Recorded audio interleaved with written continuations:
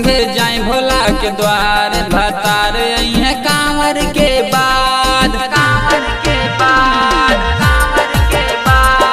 केकर संगे जाए भोला के द्वार भतार है कांवर के बाद देवरा गइल बहार कैसे जाइब कांवर हम पल पल आवे बोला यार सैया जी है कांवर के बाद केकर संगे जाई बोला के द्वार भतार है कांवर के बाद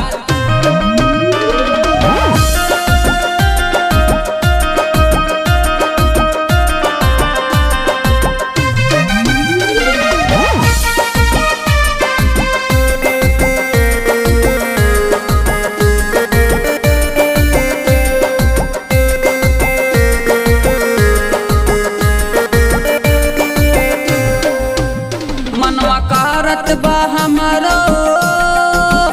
जाई के भोला जी के द्वारी खूबे बहता पुरवा बयरिया हो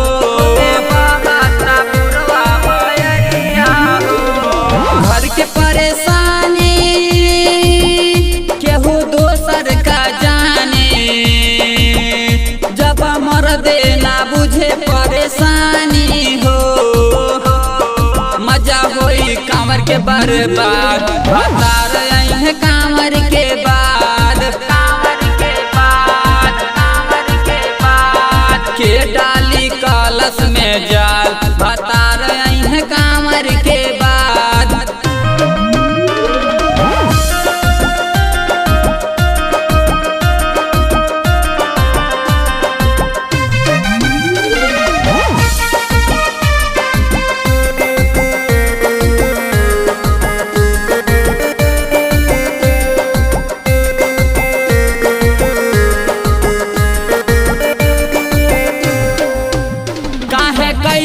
गवनवा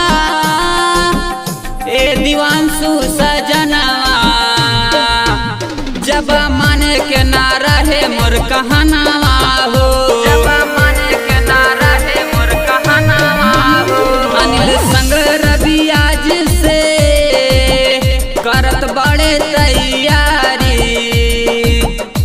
एगो तू ही नहीं के मानत कहनावा हो रोहित आज भतार है कांवर के बाद चंदन भी करे जिद आज भतार है कांवर के बाद देवरा गइल बहार कैसे जाइब कांवर हम पल पल आवे बोला यार सैया